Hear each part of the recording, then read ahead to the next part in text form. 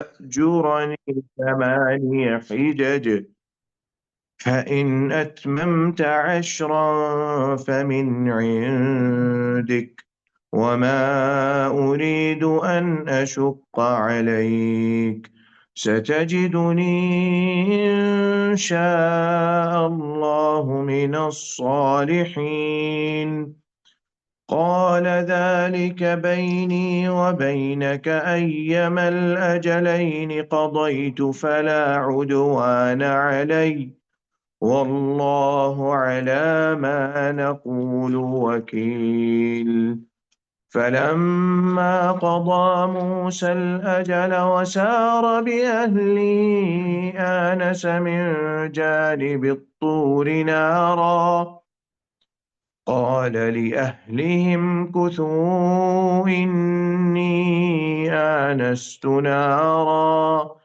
لعلي آتيكم منها بخبر أو جذوة من النار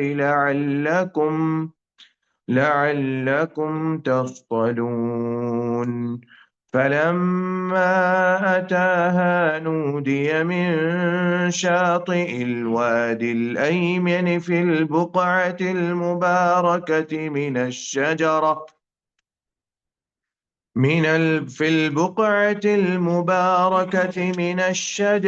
أن يا موسى إني أنا الله رب العالمين وأن ألق عصاك فلما رآها تهتز كأنها جان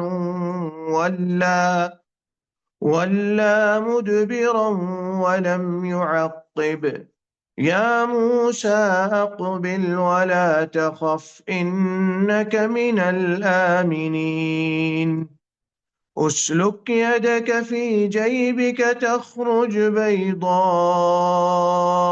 من غير سوء واضمم إليك جناحك من الرهب فذلك برهانان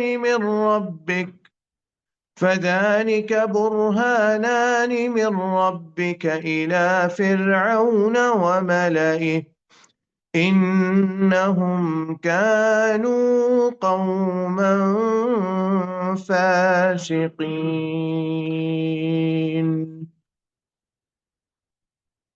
أعوذ بالله من الشيطان الرجيم بسم الله الرحمن الرحيم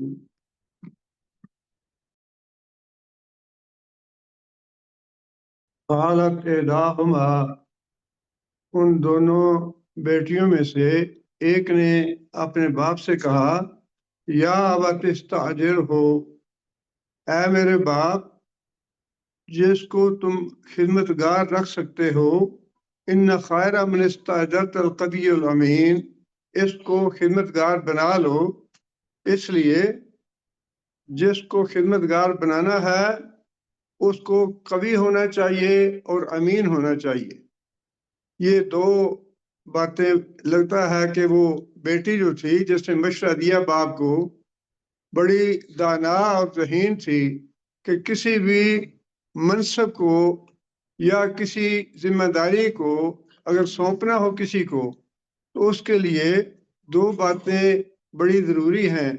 एक तो ये कि उसमें उस काम की सलाहियत हो और दूसरा ये कि अमीन हो वो।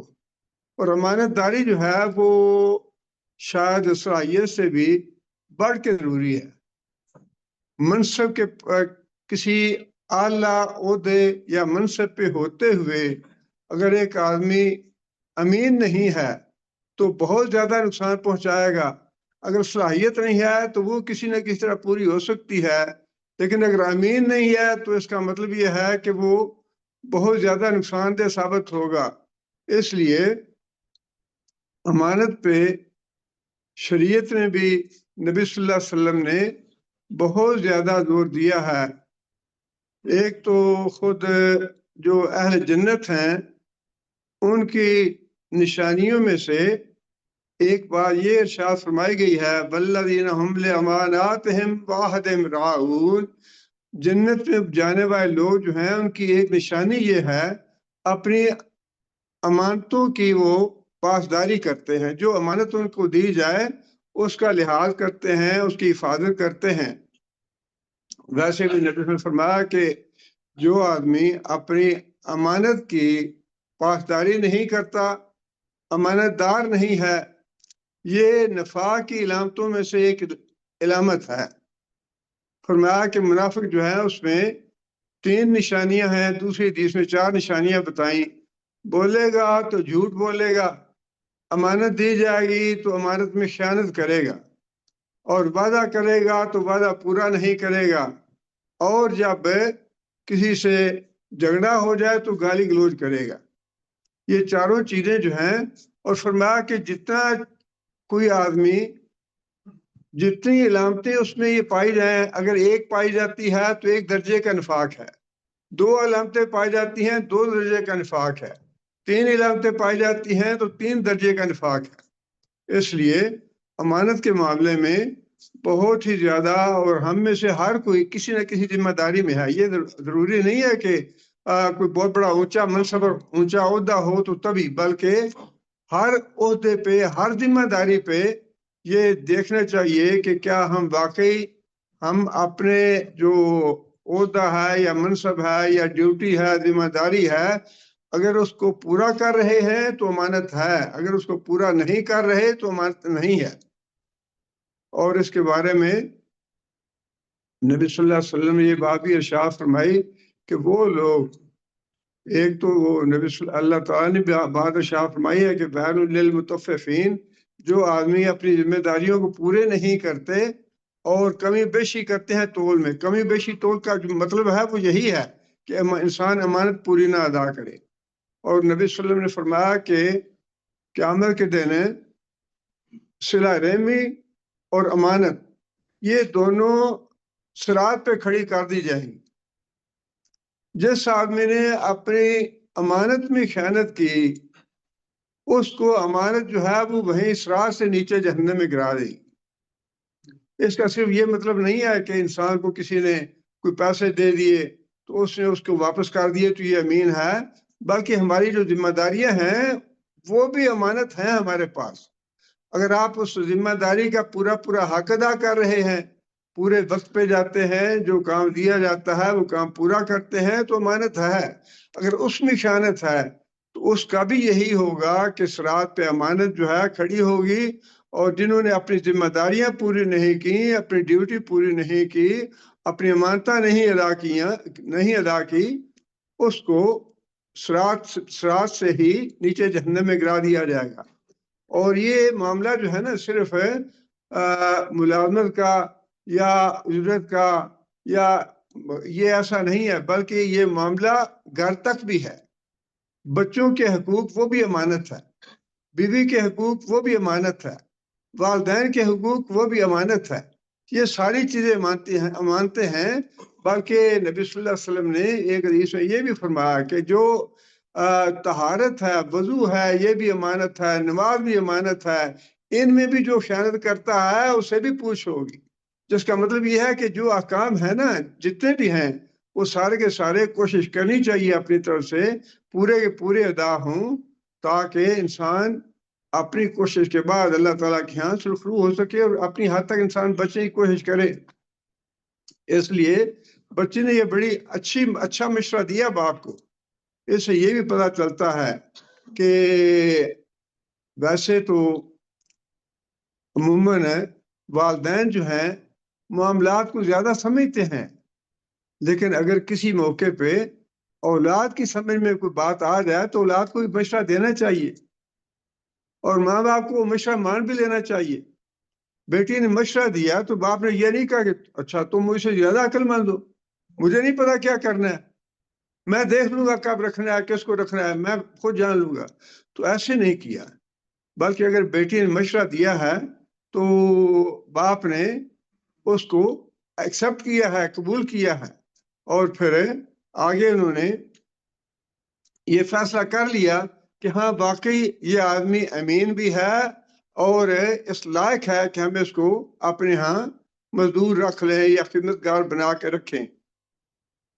قالا انی اریدو، اب شعیب علیہ السلام یا بیٹیوں کے جو بھی والد تھے انہوں نے براہ راست بات کی موسیٰ علیہ السلام سے، اور انہیں یہ بات کہی کہ میں یہ چاہتا ہوں انی اریدو ان انکحا کا احدی ابنتی ہاتین، ان دونوں بیٹیوں میں سے ایک بیٹی کا میں تمہارے ساتھ نکاح کر دوں۔ اب اس میں ایک بات تو یہ ہے کہ خود بیٹیوں نے بھی جو بات محسوس کی اور باپ نے بھی جو محسوس کی بات بڑی دور اندیشی سے اور بڑی اچھے طریقے سے باپ نے بیٹی کی مشورہ جو ہے وہ قبول کر لیا۔ اس کی وجہ یہ تھی کہ بیٹیاں بھی نوجوان اور جو گھر میں مہمان آیا ہے وہ بھی نوجوان، اور یہ جو اختلاف ہے نا غیر محرم کا، یہ شریعت کو قبول نہیں ہے۔ غیر محرم جو خادم رکھنے یا اسی طرح خدامہ رکھنیاں نوجوان، یہ دونوں چیزیں جو ہے خطرناک ہیں، غیر محرم۔ اس لیے باپ نے بھی فوراً اس بات کو قبول بھی کیا اور خود ہی بات کر لی موسیٰ علیہ السلام سے کہ تم یہاں ہمارے یہاں آ کے رہ رہے ہو، اب میں یہ چاہتا ہوں کہ تم واقعی امین بھی ہو اور اس لائق ہو کہ ہم تمہیں اپنے گھر خادم رکھیں، تو میں چاہتا ہوں کہ تم بجائے اس کے غیر محرم بن کے ہمارے گھر میں رہو، ایک بیٹی سے نکاح کر دیتا ہوں تاکہ تم ہمارے گھر میں محرم بن کے رہو۔ اس سے یہ بات معلوم ہوتی ہے کہ شریعت جو ہے وہ اس معاملے میں کتنی حساس ہے کہ غیر محرم مرد اور عورت کا اکٹھے ہونا یا رہنا یہ بہت خطرناک ہے۔ فرمایا کہ جب دو غیر محرم مرد اور عورت ملتے ہیں تو ان کا تیسرا شیطان ہوتا ہے۔ اس لیے ایک تو اس چیز کو پیش نظر رکھا گیا، اور یہ ہمارے ہاں جتنے بھی فتنے اور جتنے بھی فساد اور بگاڑ معاشرے میں پیدا ہوئے ہیں نا، یہ جو لیونگ ریلیشن شپ کہتے ہیں اسے، کہ غیر محرم گھروں میں جا کے نوجوان بچے اور نوجوان بچیاں دوسرے گھروں میں جا کے راتیں گزارتی ہیں، اور وہ جج نے بیچارے نے فیصلہ دیا اس بات کا کہ یہ ہماری جو لیونگ ریلیشن شپ ہے یہ فتنہ ہے، یہ نہیں ہونا چاہیے، بگاڑ اس سے پیدا ہوتے ہیں۔ اور جتنے بھی ملحد اور دین بیزار لوگ ہیں انہوں نے سخت احتجاج کیا کہ یہ کیوں پابندی لگائی جا رہی ہے، اور پھر جب قتل ہو جاتے ہیں اور حادثات ہو جاتے ہیں، پانی سر سے گزر جاتا ہے، تو پھر چیختے ہیں کہ یہ کیوں ہوا ہے۔ راستہ تم خود دیتے ہیں گناہوں کو، دعوت تم خود گناہوں کو دیتے ہیں، گناہ کا راستہ ہے یہ۔ شریعت نے جو راستے بتائے ہیں وہ خیر اور بھلائی کے راستے تو وہی ہیں۔ اور دوسری بات اس میں یہ ہے جو نبی صلی اللہ علیہ وسلم نے فرمائی کہ جب نیک آدمی کا رشتہ تمہیں مل جائے، میسر آ جائے، تو پھر نکاح کرنے میں دیر نہ کرو، یہ فتنہ بن جائے۔ نیک رشتہ جب میسر آ جائے تو پھر دیر نہ کرو شادی کرنے میں بچوں۔ لیکن یہ دیکھنا بڑا ضروری ہے۔ اب چونکہ یہ ویسے تو واقعہ بیان کیا جا رہا ہے، لیکن اس کا مطلب یہ نہیں کہ یہ ایسے آگے پیچھے فوراً معاملات ہوتے رہے، بلکہ ممکن ہے 6 مہینے سال بعد یہ واقعہ ہوا ہو، یا انہوں نے دیکھ لیا ہو اچھی طرح سے کہ یہ واقعی قوی ہے، امین ہے، اچھا ہے، ہمارے لائق ہے یہ، اور پھر موسیٰ علیہ السلام نے اپنا سارا پس منظر بتایا، میں فلاں گھر سے تعلق ہے، فلاں میرے آباء اجداد ہیں، اور میں یہاں سے گزر کے آ رہا ہوں، تو ساری باتیں بتائی ہوں گی، تو اس کے بعد فیصلہ کیا نا کہ ٹھیک ہے ہم اس کو اپنا داماد بنا لیتے ہیں۔ لیکن یہ تسلی کر لی کہ لڑکا جو ہے وہ واقعی امانت دار بھی ہے اور اچھے خاندان کا ہے اور شریف آدمی ہے، اس کو اپنا داماد بنا لینا چاہیے۔ اب یہ ہے کہ ہمارے ہاں اللہ تعالیٰ معاف کرے سوچ یہ ہوتی ہے کہ خود تو ہم دینی تربیت نہیں کرتے بچوں کی، یہ چاہتے ہیں کہ دوسرا اگلا گھر جو ہے نا وہ دینی ملنا چاہیے.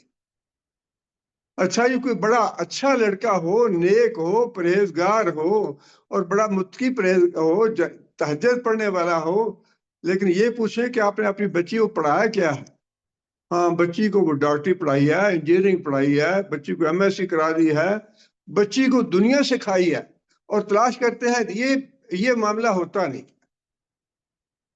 اسی طرح آپ نے اگر اپنی بچی کو دینی تربیت دی ہے تو پھر دینی گھرانہ ہی تلاش کریں، دنیا نہ تلاش کریں. دنیا جو ہے وہ خود اللہ دے دیتا ہے. اور نبی صلی اللہ علیہ وسلم نے اس سے منع نہیں کیا، یہ بات فرمائی ہے کہ دین کو مقدم رکھو. مقدم رکھنے کا مطلب یہ نہیں ہے کہ اگر اچھا گھرانہ ہے یا کھاتا پیتا گھرانہ ہے، دولت والا ہے تو اس سے انکار کر دو، یہ بات نہیں ہے. بلکہ فرمایا کہ مقدم دین کو رکھو، اور جب دین مقدم مل جائے، خواہ لڑکا ہو یا لڑکی ہو، تو فرمایا کہ پھر اس میں دیر نہ کرو. فرمایا کہ معاشرے کی اصلاح کے لیے اور اچھے معاشرے کے لیے گناہوں سے پاک اور یہ جو جنسی جرائم ہیں ان سے پاک معاشرے کو رکھنے کے لیے بڑے اچھا تربیت کا راستہ بتایا شریعت نے. فرمایا کہ نکاح جو ہے شرم اور حیا پیدا کرتا ہے انسان کی آنکھوں میں. نکاح جو ہے شرم و حیا پیدا کرتا ہے، اور فرمایا کہ آدھا ایمان ہے یہ. جب انسان نکاح کر لیتا ہے اس کا آدھا ایمان، یہ جو نبی صلی اللہ علیہ وسلم نے فرمائی نا بات کہ اگر تم مجھے 2 باتوں کی ضمانت دو، وہ یہی بات ہے کہ یہ جو ہے نا دونوں باتیں بڑی فتنہ ہے. زبان بھی فتنہ ہے، شرمگاہ بھی فتنہ ہے. اس لیے اس شرمگاہ کے فتنے سے بچنے کا راستہ یہی ہے کہ انسان وقت پہ اچھے اور نیک گھرانے میں اپنے بچوں کے رشتے کر دے. اور بڑی اس کی حوصلہ افزائی بھی فرمائی اور بڑا اس کو آسان بھی بنایا.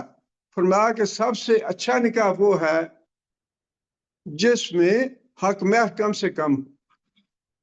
اب یہ جو اتنے بڑے بڑے شرطیں رکھ دیتے ہیں یا بڑے بڑے مطالبے کیے جاتے ہیں، یہ تو بالکل ہی بہت ہی گھٹیا حرکت ہے. اسلام سے یا شریعت سے اس کا کوئی تعلق نہیں ہے. نبی صلی اللہ علیہ وسلم نے تو ایک انگوٹھی جو ہے اس کو بھی فرمایا کہ اگر وہ ہے تو لے آؤ، تمہارا نکاح کر دیتا ہوں. اور حضرت ام سلمہ رضی اللہ تعالیٰ عنہا جو تھیں، ان کا شوہر فوت ہو گیا تو بعد میں نکاح کا پیغام بھیجا آدمی نے، اور وہ آدمی ابھی مسلمان نہیں تھا، خود مسلمان تھی. وہ نکاح کا جب پیغام آیا تو حضرت ام سلمہ کہنے لگی کہ تم جس کو پوجتے ہو، پتھر ہے یا لکڑی ہے، جو کچھ بھی ہے، تمہیں شرم نہیں آتی؟ وہ تو جو نجار ہے اس نے بنایا اس کو، یا جو مزدور ہے مستری ہے اس نے بنایا پتھر کو، تو اس کے آگے تم سر ٹیکتے ہو. میں تمہارا پیغام قبول نہیں کرتی. ہاں میری شرط یہ ہے اسلام قبول کر لو تو میں تمہارے ساتھ شادی کر لوں گی، اور تمہیں حق میں بھی میں مطالبہ نہیں کروں، یہ تمہارا اسلام لانا ہی میرا حق مار ہوگا. انہوں نے قبول کر لیا اور حضرت ام سلمہ نے ان سے نکاح کر لیا. اسلام نے یہ معاملہ بڑا آسان اور سہل رکھا ہے. یہ مشکلات تو ہم نے خود بنائی ہیں. اس لیے اور پھر دوسری بات یہ ہے اس میں کہ اچھا رشتہ جب ہو تو خود لڑکی والے جو ہیں اگر اس بات کا اظہار کر دیں لڑکے والوں سے کہ بھائی ہم چاہتے ہیں کہ رشتہ ہو جائے، تو اس میں بھی کوئی حرج کی بات نہیں ہے. باپ جو ہے وہ خود یہ کہہ رہا ہے کہ بھائی میری لڑکی ہے اور میں اپنی لڑکی کا تم سے نکاح کرنا چاہتا ہوں، اس میں کوئی شرم والی بات نہیں ہے. بجائے اس کے انسان ساری نہیں پچھتاتا رہے. جب نیک رشتہ اچھا ملتا ہو تو پھر تعامل نہیں کرنا چاہیے. حضرت عمر رضی اللہ تعالیٰ عنہ کہتے ہیں کہ جب حضرت حفصہ جو تھی ان کی بیٹی، ان کا شوہر فوت ہو گیا، مسلمان تھا وہ بھی، اور دونوں نے اکٹھے ہجرت کی مکہ سے مدینہ. مدینہ آ کے شوہر فوت ہو گیا. حضرت عمر جو تھے انہوں نے حضرت عثمان سے پہلے بات کی، کہنے لگے کہ میری بیٹی جو ہے وہ بیوہ ہو گئی ہے اور میں یہ چاہتا ہوں کہ اس کا نکاح تمہارے ساتھ کر دوں. اس میں کوئی قباحت نہیں ہے، کوئی عیب کی بات نہیں ہے۔ جب پتا ہے کہ فلاں آدمی نیک ہے، اچھا ہے، شریف ہے، اور اس کو میں دعویٰ بنا سکتا ہوں، تو پھر اس کا اظہار کرنے میں یا پیش کرنے میں شرن کوئی قباحت نہیں ہے۔ حضرت عثمان رضی اللہ تعالیٰ عنہ نے معذرت کری، کہنے لگے کہ اچھا میں سوچ کے بتاتا ہوں۔ سوچ کے بتا کہ بھی میرا ارادہ نہیں ہے۔ اچھا، پھر حضرت عمر رضی اللہ تعالیٰ عنہ نے خود ہی حضرت ابوبکر صدیق رضی اللہ تعالیٰ عنہ سے یہ بات کی کہ میری بیٹی بیوہ ہو گئی ہے، تم اس سے نکاح کر لو۔ حضرت ابوبکر صدیق رضی اللہ تعالیٰ عنہ خاموش ہو گیا، جواب نہیں دیا۔ اس کے بعد پھر حضرت عمر رضی اللہ تعالیٰ عنہ کہتے ہیں کہ مجھے اس بات کا افسوس ہوا کہ میں نے دونوں سے کہا ہے اور ایک نے تو معذرت کر لی ہے، اور ابوبکر صدیق جو ہے انہوں نے خاموشی اختیار کی ہے، نہ ہاں نہ نہ۔ پھر بعد میں نبی صلی اللہ علیہ وسلم کی طرف سے پیغام چلا گیا حضرت حفصہ کے لیے، نبی صلی اللہ علیہ وسلم نے نکاح کر لیا۔ تو بعد میں حضرت ابوبکر صدیق رضی اللہ تعالیٰ نے خود بتائی یہ بات حضرت عمر کو کہ میں نے جو خاموشی اختیار کی تھی وہ اس وجہ سے کی تھی کہ مجھے یہ پتہ چل گیا تھا کہ نبی صلی اللہ علیہ وسلم پیغام بھیجنا چاہتے ہیں، لہذا میں نے خاموشی اختیار کی۔ اگر نبی صلی اللہ علیہ وسلم نہ کرتے تو میں کر لیتا۔ اس لیے یہی معاملہ یہاں پہ خود نبی صلی اللہ علیہ وسلم کا اپنی بیٹی کے بارے میں، حضرت رقیہ رضی اللہ تعالیٰ حضرت عثمان کے نکاح میں تھی، فوت ہو گئی۔ اب حضرت عثمان جو تھے وہ بڑے رنجیدہ تھے۔ نبی صلی اللہ علیہ وسلم نے پوچھا کہ عثمان کیا بات ہے، کیوں بڑے غمزدہ ہو، کیوں رنجیدہ ہو؟ حضرت عثمان نے اپنا اظہار کیا کہ یا رسول اللہ، آپ کو پتہ ہی ہے کہ میرا دکھ کیا ہے، میرا رنج کیا ہے۔ آپ کے ساتھ جو میرا تعلق تھا اب وہ ختم ہو گیا ہے، مجھے اس کا بہت کلک ہے، بہت مجھے صدمہ ہے اس بات کا کہ جو میرا آپ سے تعلق تھا وہ ختم ہو گیا۔ نبی صلی اللہ علیہ وسلم نے خود یہ بات ارشاد فرمائی کہ اللہ تعالیٰ کی طرف سے مجھے یہ حکم آیا ہے کہ میں اپنی بیٹی کا نکاح تمہارے ساتھ کر لوں۔ خود نبی صلی اللہ علیہ وسلم نے بھی ایسے ہی کیا۔ اس لیے اس معاملے میں انسان کو تأمل نہیں کرنا چاہیے، تکلف نہیں کرنا چاہیے۔ بیٹی ہے یا بیٹا ہے، جب انسان کو نیک رشتہ مل جائے تو پھر انسان کو اس میں تاخیر نہیں کرنی چاہیے، اس کا اظہار کر دینا چاہیے۔ خود حضرت عمر رضی اللہ تعالیٰ عنہ نے، وہ جو بیٹی کا معاملہ تھا، بیٹا تھا اپنا، لیکن جب وہ دیکھا کہ رات والی بات سنی کہ ماں جو ہے وہ کہہ رہی ہے کہ دودھ میں پانی ملا دو، تو اسے کہا بھئی عمر نے کہا ہوا ہے کہ ایسا مت کرو۔ تو عمر کون سا دیکھ رہا ہے؟ عمر کا اللہ تو دیکھ رہا ہے نا۔ جب یہ بات سنی تو پھر یہ نہیں دیکھا کہ کون سا خاندان ہے، کون سا گھرانہ ہے، امیر ہیں یا غریب ہیں یا کس طرح ہے، فوراً جا کہا کہ اچھا بھی جاؤ، وہ لڑکی ہے وہ جا کے اس کا رشتہ لے لو۔ پتہ چل گیا کہ وہ امانت دار امین ہے۔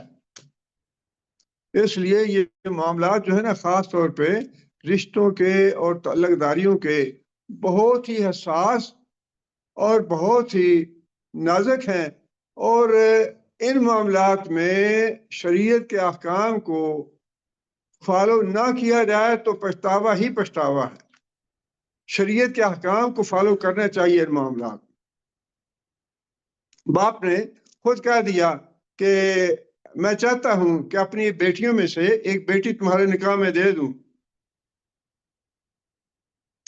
اللہ انت تاجرنی تمہارے یا حجج، ہاں البتہ شرط یہ ہے کہ بوڑھا آدمی ہوں میں اور ہمارے گھر کی ضرورت ہے یہ، تو کم از کم 8 سال جو ہے تم ہماری خدمت کرو، 8 سال میرے پاس رہو، اس کے بعد تم جانا چاہو تو چلے جاؤ، لیکن یہ میری شرط ہے۔ بعض علماء نے لکھا ہے کہ یہ حکمہ کے طور پہ تھا، لیکن حقیقت یہی ہے جو بات دوسرے علماء نے لکھی ہے کہ یہ معاملات طے کرنے والی بات تھی، لیکن بعد میں جو نکاح کی شرط ہے، شرائط تھی، وہ پوری کی انہوں نے۔ لیکن جو بھی معاملہ تھا انہوں نے اظہار کر دیا کہ اس کے عوض تمہیں 8 سال میری خدمت کرنی ہوگی۔ فَإِنْ أَتْمَمْتَ عَشْرًا، فمن عندک، اور اگر تو اس سے زائد 10 سال پورے کرنا چاہتا ہے، 9 کرنا چاہتا ہے، تو پھر ہاں تیری مرضی، لیکن میرے لیے اچھا ہوگا، میرے لیے سہولت ہوگی، مجھ پہ یہ احسان ہوگا تیرا۔ وما اريد ان اشق علیک، لیکن میں سختی نہیں کرنا چاہتا۔ مطلب یہ ہے کہ 8 سال کی جو ہے وہ تو شرط ہے، لیکن 8 سال سے زائد کے لیے میں تمہارے اوپر سختی نہیں کرنا چاہتا، وہ تمہاری اپنی مرضی ہے۔ اگر کرو تو ٹھیک ہے، اگر نہ کرو تو تم آزاد۔ ستجدنی انشاءاللہ من الصالحین، تو مجھے انشاءاللہ نیک لوگوں میں سے پائے گا۔ مطلب یہ کہ میں جو بات کر رہا ہوں میں اس وعدے کو پورا کروں گا، اپنے وعدے پہ پورا اتروں گا، اس معاملے میں تمہارے ساتھ کوئی کمی پیشی نہیں کروں گا، اور تم مجھے صالحین میں سے پاؤ گے۔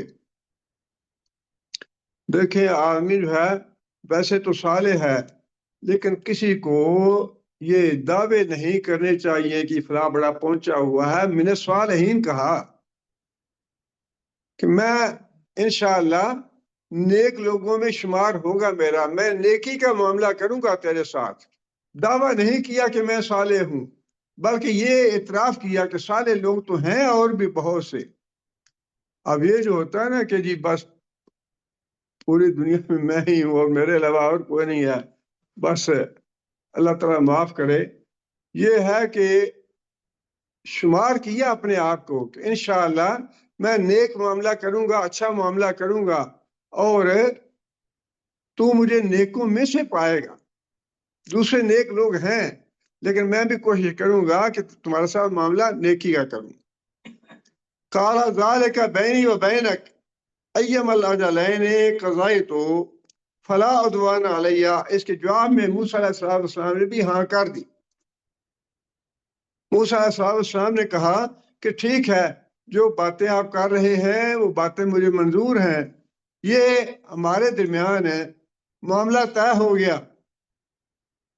قضیت، میں اس معاملے کو پورا کروں گا، اپنا عہد نبھاؤں گا۔ فلا عدوان علیہ، لیکن اس کے بعد میرے ساتھ کوئی زیادتی کا معاملہ نہ ہو۔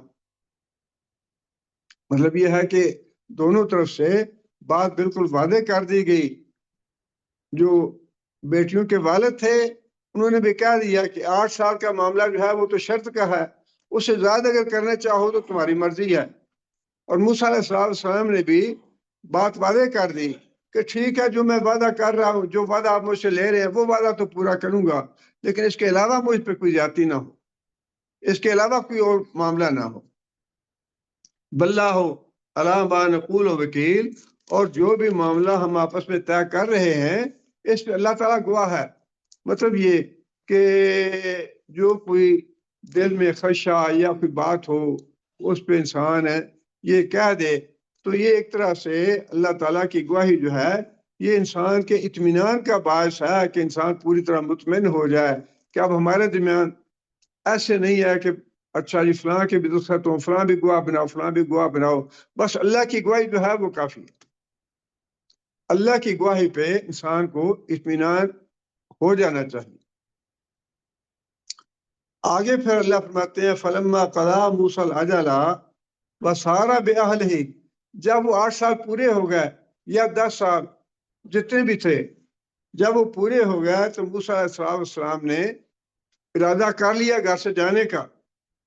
وسار بأہلہ، تو پھر وہ اپنے اہل و عیال کو لے کے چل پڑا۔ یہاں بھی بات یہ بڑی اہم ہے کہ موسیٰ علیہ السلام نے کہا کہ اچھا جی وعدہ پورا ہو گیا، میں نے مدت پوری کر دی، اب میں بیوی بچوں کو لے کے جا رہا۔ اب جو سسر صاحب تھے انہوں نے یہ نہیں پوچھا کہ تم مسافر ہو، تمہارا کوئی مکان ہے، کوئی بینک بیلنس ہے تمہارا، جا کے گزارا کیسے کرو گے، کیا کاروبار ہے تمہارا؟ جس کا مطلب یہ ہے کہ جب معاملہ ہو گیا، معاملات طے کر دیے، نکاح ہو گیا، اب یہ ذمہ داری مرد کی ہے کہ وہ اپنے بیوی بچوں کا ذمہ دار ہے، ان کا نان و نفقہ ادا کرے، ان کے معاملات سنبھالے۔ وہ جو سسر ہے اسے کوئی پابندی یا کوئی پونچھا نہیں کی، کوئی اس کے سوال جواب نہیں کیے کہ لے کے کہاں جاؤ گے، کہاں رہ رہے ہو، کہاں تمہارے پاس کیا وسائل ہوں گے، کیا تمہارا کاروبار ہوگا، کچھ نہیں پوچھا۔ لیکن یہ ہے کہ شریعت نے اس بات کا ضرور حکم دیا ہے کہ انسان کو آگے یہ جس طرح آ رہا ہے کہ موسیٰ علیہ السلام جب لے کے جا رہے تھے طور کے پاس پہنچ کے تو نبی صلی اللہ علیہ وسلم موسیٰ راستہ بھول گئے۔ مدین اور مصر کے درمیان جو راستہ تھا اسی راستے پہ وادی طور تھی، وادی طوا، کوہ طور، وہاں راستہ بھول گیا۔ وہاں پہ پھر موسیٰ علیہ السلام نے اپنی بیوی اور بچوں کو کہا کہ تم یہاں ٹھہرو، میں جاتا ہوں۔ اللہ فرماتے ہیں کہ لے کے وہ چل دیے اپنے اہل کو۔ آنسا من جانب طور نارن، جب راستے میں پہنچے تو طور کے قریب جا کے راستہ بھول گئے، تو پھر وہاں پہ انہیں ایک آگ نظر آئی۔ موسیٰ علیہ السلام نے کہا کہ مجھے آگ نظر آئی ہے، قال لآلہم کسو، تم یہاں ٹھہرو۔ اب یہ اپنے بیوی بچوں کی بھلائی کی بات تھی کہ تمہیں مشقت نہ اٹھانی پڑے، میں دیکھتا ہوں جا کے جو کچھ بھی ہوگا وہاں پہ یا تو کوئی خیر خبر لے کے آؤں گا وہاں سے اگر کوئی بستی ہے تو، اور اگر آگ وغیرہ ہے تو آگ وغیرہ لے کے آتا ہوں، لیکن تم یہاں ٹھہرو، تمہیں تکلیف نہ ہو، تم مشقت نہ کرو۔ یہاں یہ بات معلوم ہوتی ہے کہ اب شوہر کو بیوی سے جتنا بھی اچھا سلوک ہو سکے کرنا چاہیے، اور خود نبی صلی اللہ علیہ وسلم نے تاکید فرمائی ہے اس بات کی کہ بیویوں سے اچھا سلوک کرو۔ فرمایا کہ بیویاں جو ہیں یہ تمہارے پاس قیدی کی حیثیت سے ہیں۔ ایک طرف تو بیویوں کو حکم دیا کہ وہ اطاعت کریں اپنے شوہروں کی، ان کی جو جنت اور جہنم ہے وہ شوہر ہے، اور دوسری طرف مردوں کو بھی اس بات کی رغبت دلائی کہ میں تم سب سے زیادہ اپنی بیویوں سے اچھا سلوک کرنے والا، اور تم میں سے سب سے اچھا وہی ہے جو اپنی بیوی سے اچھا سلوک کرے۔ یہ ایک قدرتی بات ہے کہ میاں بیوی نے اکٹھے رہنا ہوتا ہے، بچوں نے اکٹھے رہنا ہوتا ہے، جب یہ قربت ہوتی ہے نا تو گلے شکوے پیدا ہو جاتے ہیں۔ دور کے جو دور پار کے تعلقات یا رشتہ داریاں یا دوست احباب، ان سے گلے شکوے کم ہوتے ہیں اس لیے کہ دوری ہوتی ہے، لیکن جب قریب رہنے والے ہوتے ہیں لوگ تو ان میں شکوے گلے پیدا ہو جاتے ہیں، اور اس میں جب تک انسان ایک دوسرے کے ساتھ فراخ دلی کا مظاہرہ نہ کرے اور ایک دوسرے کی غلطیوں کو نظر انداز نہ کرے تب تک گزارا نہیں ہوتا۔ اس لیے فرمایا کہ تم میں سے سب سے اچھا آدمی وہ ہے جو اپنی بیوی کے ساتھ سب سے اچھا سلوک کرنے والا۔ فرمایا کہ ایک آدمی پیسہ خرچ کرتا ہے اللہ کی راہ میں، ایک اور دوسرا پیسہ وہ خرچ کرتا ہے مسکین پہ، اور تیسرا پیسہ خرچ کرتا ہے محتاج پہ، چوتھا پیسہ خرچ کرتا ہے اپنی بیوی پہ۔ فرمایا کہ سب سے زیادہ اجر و ثواب جو ہے اس پیسے کا ہے جو اپنی بیوی پہ خرچ کیا ہے۔ بہت زیادہ رغبت دلائی اس بات کی کہ بیویوں کے ساتھ ظلم اور زیادتی نہ کرو، بلکہ فرمایا کہ میں دو جو آدمی ہیں یا دو لوگ ہیں ان کا حق جو ہے مارنا حرام قرار دیتا ہوں، ان کے حقوق ادا نہ کرنا، ان کی حق تلفی کرنا میں حرام قرار دیتا ہوں۔ فرمایا ایک تو یتیم، اس کی کوئی حق تلفی نہ کرے، اس کا کوئی حق نہ مارے، اور دوسرا فرمایا کہ عورت کا بیوی کا حق مارنا، اس کی حق تلفی کرنا، یہ بھی میں حرام کرتا ہوں۔ جس کا مطلب یہ ہے کہ اپنے جو گھر والے ہیں، بیوی بچے، ان سے انسان جتنا بھی اچھے سے اچھا سلوک کر سکے کرنا چاہیے۔ موسیٰ علیہ السلام نے مشقت سے محنت سے بچانے کے لیے بیوی بچوں کو ساتھ تکلیف نہیں دی، فرمایا کہ تم یہاں ٹھہرو، میں چکر لگا کے آتا ہوں، دیکھتا ہوں کہ وہاں کیا ہے، آگ ہے تو آگ لے آؤں گا، اگر لوگ ہوئے تو کوئی خبر لے لوں گا کہ راستہ کون سا ہے۔ لالی آتیکم منہا بخبر، ممکن ہے وہاں سے مجھے کوئی راستے کی خبر مل جائے، اور جذبۃ من النار، یا پھر آگ کا کوئی ٹکڑا لے آؤں، لعلکم تستعلون، وہی بات ہے کہ بیوی بچوں کی خیر خواہی، تاکہ سردی کا موسم ہے اور تم لوگ کچھ گرمی حاصل کر لو، آگ سے تمہیں فائدہ ہو جائے گا۔ فلما آتاہا نودیا من شاط الواد الایمن فی البقعۃ المبارکۃ من الشجرۃ ان یا موسیٰ انی انا اللہ رب العالمین۔ یہ بڑی اہم آیت ہے۔ اللہ فرماتے ہیں کہ جب موسیٰ علیہ السلام اس مبارک خطے پر پہنچے، مبارک خطہ جو ہے برکت والا تو اس وجہ سے کہا کہ اس وقت وہاں پہ جو نور تھا وہ تجلی تھی اللہ کے نور کے پردے کی، اللہ کی ذات کے نور کی نہیں۔ یہ بڑا ایک اہم مسئلہ ہے، اس سے پہلے بھی 2-3 دفعہ ہم پڑھ چکے ہیں، سورہ نمل میں بھی اس کا ذکر آیا ہے اور سورہ طٰہٰ میں بھی اس کا ذکر آیا ہے۔ سورہ نمل میں اللہ فرماتے ہیں کہ فلما جاہا نودیا بورک من فی النار، وہاں بھی نار کا لفظ ہے اور بعض جگہ پہ نور کا لفظ ہے۔ موسیٰ علیہ السلام جب وہاں پہنچے تو نور تھا یا نار تھی؟ اب جو بات بتائی گئی ہے وہ یہ ہے کہ وہ جو بھی تھا وہاں پہ من حولہا، وہ برکت دیا گیا۔ جو درخت تھا سرسبز تھا اور بالکل لہلہاتا تھا، آگ کا اس پہ کوئی اثر نہیں تھا، سرسبز و شاداب تھا بالکل۔ اور پھر جو آواز آئی وہاں سے، اس کے بارے میں بھی مفسرین نے لکھا ہے اس کی کوئی جہت یا سمت نہیں تھی، دائیں سے آئی ہے، بائیں سے آئی ہے، اوپر سے آئی ہے، کدھر سے آئی ہے، لیکن یہ بات کہی گئی کہ یہ جو آگ میں جو کچھ ہے اور جو کچھ اس کے ارد گرد ہے وہ برکت والا ہے۔ آگ میں کیا تھا اور آگ کے ارد گرد کیا تھا، اس کی وضاحت تو نہیں ہے، لیکن مفسرین نے یہی لکھا ہے کہ آگ کے ارد گرد سے مراد فرشتے ہیں، اور منفی النار اس سے مراد آگ کے قریب موسیٰ علیہ السلام کی ذات تھی۔ مطلب یہ کہ آپ برکت والی جگہ پہ آ گئے ہیں اور اس کے ارد گرد جو ہے وہ بھی برکت والا ہے، برکت والے ہیں، یعنی فرشتے جو ہیں برکت والے ہیں وہ بھی۔ اور وہاں پہ جو موسیٰ علیہ السلام کو بات کہی گئی، دیکھیے ایک تو اللہ تعالیٰ کی ذات کا نور ہے،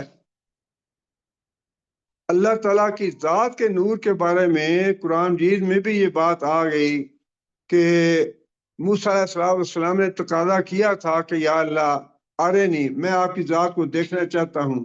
فرمایا کہ موسیٰ تم مجھے نہیں دیکھ سکو گے، اچھا میں اپنی تجلی اس پہاڑ پہ ڈالتا ہوں، اگر تم دیکھ سکے تو ٹھیک ہے، لیکن جب تجلی ڈالی گئی تو پہاڑ ریزہ ریزہ ہو گیا، موسیٰ علیہ السلام بے ہوش ہو گیا، دیکھ نہیں سکے۔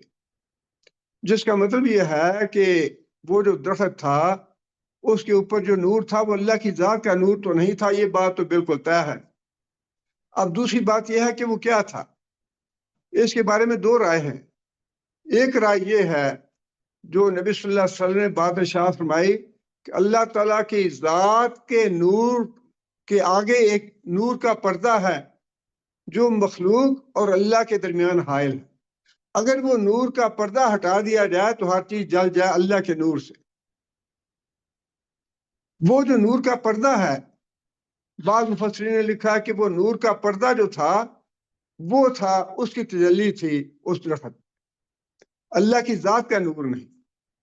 بعض مفسرین نے اس کی ایک دوسری توجیہ کی ہے، وہ یہ ہے کہ اللہ کی ذات کا نور تو نہیں تھا، لیکن وہ مثال تھی نور کی کہ جیسا نور ہوتا ہے ویسی تھی، لیکن اللہ کی ذات کا نور نہیں تھا۔ یہ بات ہے۔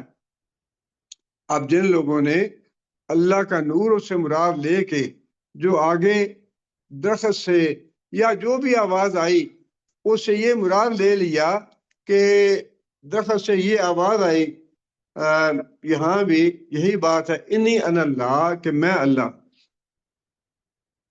انہوں نے بعض لوگوں نے یا صوفیاء نے یہ مطلب لے لیا کہ درخت جو تھا اس میں اللہ کی ذات حلول کر گئی تھی، اس میں اللہ کی ذات موجود تھی، اس لیے اس درخت سے یہ آواز آئی انی انا اللہ، کہ میں اللہ ہوں۔ اس سے وہ یہ ثابت کرتے ہیں کہ اللہ کی ذات جو ہے وہ ہر جگہ موجود ہے اور وہ حلول کیے ہوئے ہے ہر چیز میں، بندوں میں بھی اور باقی جتنی بھی اشیاء، دیوار ہے، چھت ہے اور بھی جو کوئی۔ لیکن یہ عقیدہ جو ہے بہت ہی گستاخی والا، بے ادبی والا اور شرک والا ہے۔ شرک تو ہے ہی یہ، لیکن اس میں گستاخی اور بے ادبی بھی ہے اللہ تعالیٰ کی ذات کی۔ اس لیے جو صحیح عقیدہ ہے وہ یہی ہے کہ وہ آواز جو تھی وہ بھی اس کی کوئی جہت یا سمت نہیں تھی، اور نہ دائیں سے نہ بائیں سے نہ اوپر سے، بس وہ آواز تھی جیسی بھی تھی کہ انی انا اللہ، کہ میں اللہ ہوں۔ اور وہ نور جو تھا وہ بھی اللہ کی ذات کا نور نہیں تھا، باقی جو بھی ہے وہ نار تھی، نور تھی، اللہ کے نور کا پردہ تھا، اس کا وہ تھا یا مثال تھی جو بھی تھی، لیکن اللہ کی ذات کا نور نہیں تھا۔ اب جو بات کہی گئی وہ یہ ہے کہ انی انا اللہ، اللہ تعالیٰ نے خود اپنا تعارف کرایا ہے۔ اللہ تعالیٰ نے موسیٰ علیہ السلام کو تعارف کرایا یہ کہہ کے انا اللہ، کہ میں اللہ ہوں۔ اب یہ اللہ تعالیٰ کا لفظ جو ہے، ایک تو یہ ہے کہ اللہ تعالیٰ کا ذاتی نام ہے اور اس میں جلالہ بھی کہا گیا ہے، اور بعض علماء نے اس کو اسم اعظم بھی قرار دیا ہے۔ اسم اعظم کے بارے میں علماء کی رائے مختلف ہے۔ بعض علماء نے حی اور قیوم اس کو اسم اعظم قرار دیا ہے، بعض نے حی کو، بعض نے قیوم کو، اور بعض نے اللہ کو، اس لیے کہ جو لفظ اللہ ہے، علماء نے لکھا ہے کہ جتنی بھی اللہ تعالیٰ کی صفات ہیں ان سب کا مجموعہ یہ ہے۔ علیم ہے، خبیر ہے، سمیع ہے، 99 صفات جو ہیں وہ تو ترمذی کی حدیث میں نبی صلی اللہ علیہ وسلم نے بتائی کہ یہ ساری اللہ تعالیٰ کی صفات ہیں، اس کے علاوہ بھی ہیں، لیکن اللہ کا لفظ جو ہے اس میں باقی ساری صفات جتنی بھی ہیں ان کا مجموعہ ہے یہ اللہ۔ اس لیے اللہ تعالیٰ نے اپنے تعارف کے لیے یہی لفظ استعمال کیا، فرمایا کہ انی انا اللہ، کہ میں اللہ ہوں، رب العالمین۔ دوسری جو صفت ہے اللہ تعالیٰ کی وہ ہے رب، اور بہت عظیم صفت ہے یہ۔ رب کا ویسے تو معنی عام طور پہ پرورش کرنے والا، سارے جہانوں کا پروردگار، پرورش کرنے والا، لیکن اس کی جو مفہوم ہے وہ صرف پروردگار سے مکمل نہیں ہوتا۔ ایک چھوٹی سی مثال یہ ہے کہ انسان کی اپنی تخلیق جو ہے ایک حقیر پانی کے قطرے سے شروع ہوتی ہے، اب آگے پھر اللہ تعالیٰ اس کا خون کا لوتھڑا بناتے ہیں، گوشت کی بوٹی بنتی ہے، پھر ہڈی بنتی ہے، ہڈی کے اوپر اللہ تعالیٰ گوشت چڑھاتے ہیں، پھر اس کی شکل بنتی ہے، ہاتھ بنتے ہیں، پاؤں بنتے ہیں، سر بنتا ہے، کان، آنکھ، ناک، چھوٹا سا ایک ٹکڑا ہوتا ہے، اس میں یہ ساری چیزیں اللہ تعالیٰ، اور پھر جب تک وہ ماں کے پیٹ میں رہتا ہے اس کی پرورش کا جو وسائل اور ذرائع ہیں وہ اللہ مہیا کرتا ہے اس کو وہاں بھی۔ یہ جو انسان کی ابتدا سے لے کر مرحلہ وار اس کی پیدائش ہے، اس میں جتنے بھی مراحل آتے ہیں یہ سارے اللہ تعالیٰ کی ربوبیت کا مظہر ہے۔ اس کے بعد جب انسان اس دنیا میں آتا ہے تو آتے ہی سب سے پہلے اس کو خوراک کی ضرورت ہوتی ہے، اس خوراک کا بندوبست اللہ تعالیٰ نے پہلے سے کر رکھا ہوتا ہے، یہ ہے رب۔ اس کی جو ربوبیت ہے اللہ تعالیٰ کی، اس کے تحت اللہ تعالیٰ نے ماں کے جسم میں ہی اس کے دودھ کا انتظام کر رکھا ہوتا ہے۔ پھر جیسے جیسے وہ بڑا ہوتا ہے، کھانے کے قابل ہوتا ہے، پھر وہ اور بھی جو بڑا ہو جاتا ہے، جو سارے زندگی کے مراحل ہیں انسان کے، بچپن گزرتا ہے، پھر جوانی آتی ہے، پھر نوجوانی ہے، جوانی ہے، پھر کہولت کا زمانہ، بڑھاپے کا زمانہ، یہ سارے جو مراحل ہیں، ان سارے مراحل میں انسان کی جو ضرورتیں کون پوری کر رہا ہے؟ انسان کو وسائل کون مہیا کر رہا ہے؟ انسان کو اسباب کون مہیا کر رہا ہے؟ انسان کی پرورش سے لے کر انسان کے آخری سانس تک جو بھی مراحل ہیں انسان کے، ان کو درجہ کمال تک پہنچا دینا، یہ ہے اللہ تعالیٰ کی ربوبیت۔ ان دو لفظوں سے اللہ تعالیٰ نے اپنا تعارف کروایا۔